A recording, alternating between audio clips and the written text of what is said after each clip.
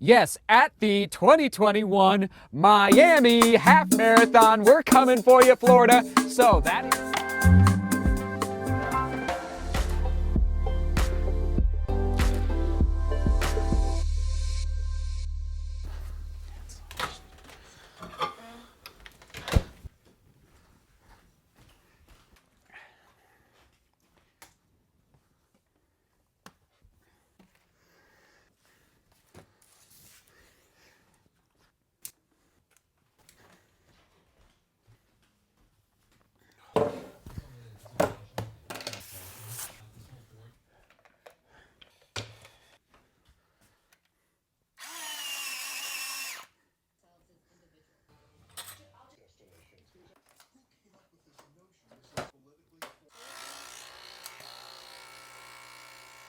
There it is. Come on now. Can't write a training plan without a little espresso. Here we go. Let's dive in. I've got my books, my running books, my training books, my computer with all of my notes and old training plans. I'll be glancing down at that.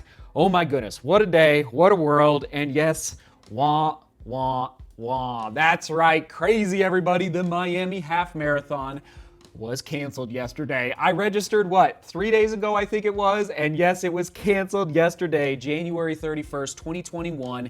It's no longer happening in Miami, Florida. So we pivot, we adjust, we are flexible as long distance runners. That's part of the success of this sport, whether you're dealing with injuries or with postponed races or with bad weather. Oh man, there's so many factors that go into play as long distance runners. And yes, a tweet did come in yesterday. It jumped out at me, and I just want to address it because I think it speaks to the overall philosophy that I'm going by as I transition hopefully to faster racing. Okay, so this tweet said, hey Seth, you should go for a race in March or April. All big races in January and February will be canceled. That might be true. We don't know.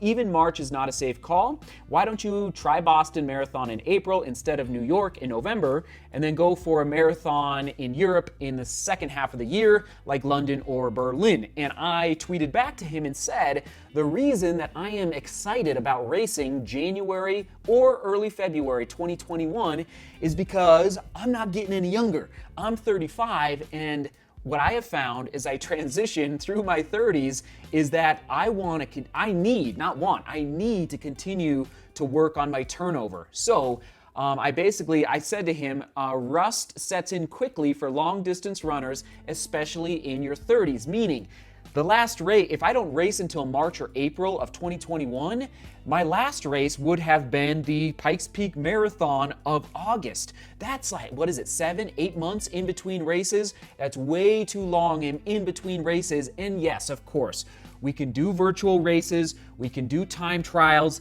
but it's not the same. You know, it's just not the same. When you have competition around you, we are communal beings, right? We thrive and we push ourselves that extra 5%, maybe even more in those race environments. Why? Our endorphins are pumping, our adrenaline is pumping. There's just nothing like it being on the race line with other people around you. So at the end of the day, there's really no pressure except any pressure I put onto myself with respect to my performance in this next training block and at the next starting line, the next half marathon starting line. It's really, pressure is off. Like there's nothing, even more so, there's the t-shirt, more so than like the New York City Marathon in a year from now. So that is why I'm really interested in this idea of functional overreaching. Yes, the calculated risks in my training moving forward. So on that note, let's dive into it. My racing goals at this next half marathon in Amsterdam, you all know, but I just real quick, Amsterdam, I ran 2:23 for the marathon, but I went out in 1:06:50 roughly. So the first half was 1 hour, 6 minutes and about 50 seconds roughly. So I went out too fast for my fitness level at that point. But that was a huge eye-opener for me. And here's what's crazy, everybody. I don't know if I've ever said this. At mile 4, I was in a group of 5. Butter was there. Michael Butter, shout out to Michael Butter, who just retired. And it's too bad because I was excited to race with him again. But at mile 4, I'm so glad that I did not. But I felt so comfortable. I almost went around the group. Because we were running like 5:05 pace. And anyway, that's just a little side story to tell you that my goal moving forward is, I'm just going to say it, 104, right around 104 flat for the half marathon. Now, I'm going to say that's probably a little bit of an overreach for my personal ability, my personal talent level.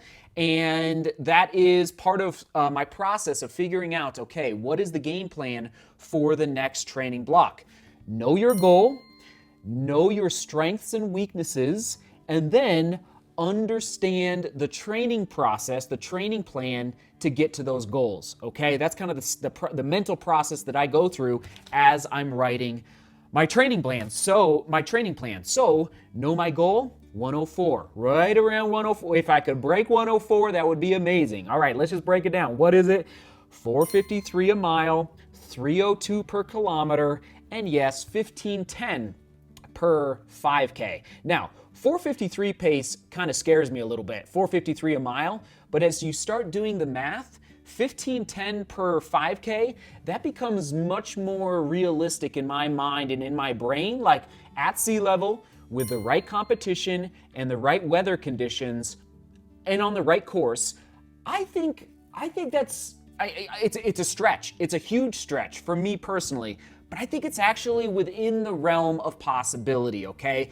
So that's my goal, everybody, and that's what I'm going to be working toward over the next 3 months. One more point before we dive into some workout ideas I just remembered is that the other reason I want to race in late January, maybe early February, is because I don't want to push it past then, because one of my goals for 2021 is to race a fast spring marathon. So you just start counting it out: February, March, April, May. I'd love a 14 to 16 week training block for the spring 2021 marathon. So that's another reason, like, I don't want to push it past late January, early February. So anyway, just wanted to clarify the overall 2021 calendar a little bit for you. Okay, specific ideas for the half marathon training plan. I have the endurance. I love the endurance. Leading into the Boulder Skyline Traverse, not sure you knew this, you probably did if you were following along on Strava, I was doing 2 long runs per week, every 7 days. It was part of my mad scientist experiment, and I think it actually turned out pretty well, because I dropped my Boulder Skyline time from, I think it was 2:55 in May, down to 2:38 in September. So over the course of 3 to 4 months, what is that, 14, 15 minutes roughly that I was able to cut? So I was doing 2 23-mile long runs leading into the second attempt at the Boulder Skyline Traverse. You all know I love long runs. I love running long distances, but I need speed. 4:53 a mile is no joke. I need to work on speed. I need to work on turnover. And that is why, again, I want a goal in January, because it's that mental edge as runners to strive for and push yourself through the pain cave when it's cold out, when it's dark out. So 400-meter repeats on the track, 200-meter repeats on the track. I need to do them. And yes, diagonals, okay? Even on easier days, not easy days, but easier days, going to a grass soccer field, going to so what are diagonals? You basically run the diagonal across a football field or across a soccer field at a stride pace, so not all out, but a good hard pace, but not all out by any means. So you go across the soccer field, across the football field, and then you jog the end line. I'll call it the end line, or where the field goal would be on a football field. You jog, so what is it? Oh gosh, what is 30 meters, 40 meters roughly across, and then you do the diagonal, and then you jog across, and then you do the diagonal, and then you jog across, and then you do the diagonal at a stride pace. You can do 8 of them, 10 of them. Sometimes I see people go up to 20 diagonals across a football and soccer field, just again to work on that turnover.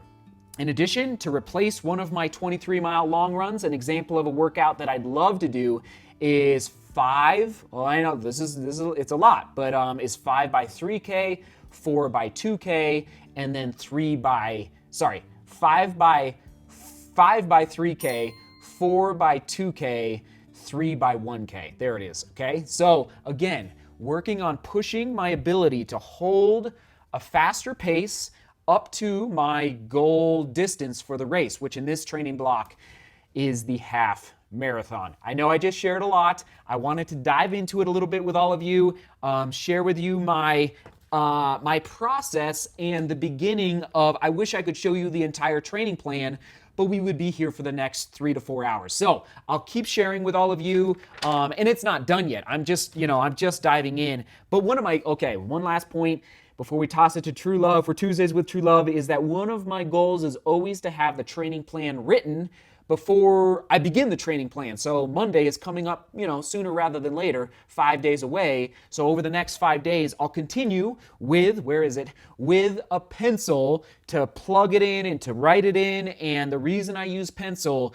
is because I listen to the body as the training block goes along, and I know there's going to be a need to adapt depending on what's happening with the body, what's happening with the legs. So, oh my goodness. Question of the day, I don't know. I'll come up with one once we're talking with True Love for Tuesdays with True Love. Oh my goodness. I just talked a long time. I do apologize. Okay, thanks, honey. Oh, hey, YouTube. Papa's with the baby.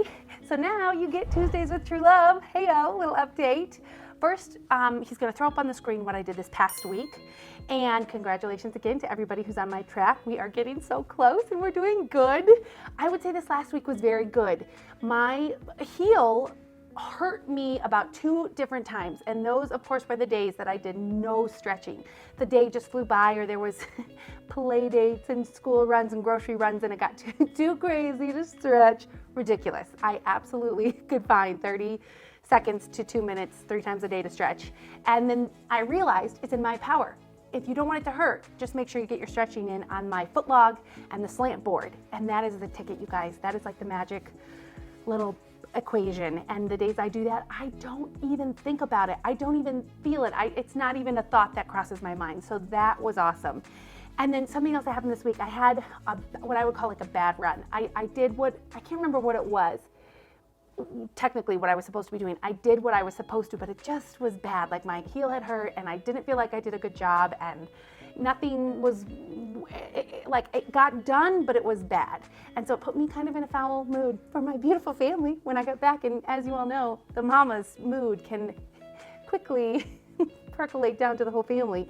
And so Seth and I were just talking about, I was like, babe, how do you get over a bad run? I mean, what's the trick there?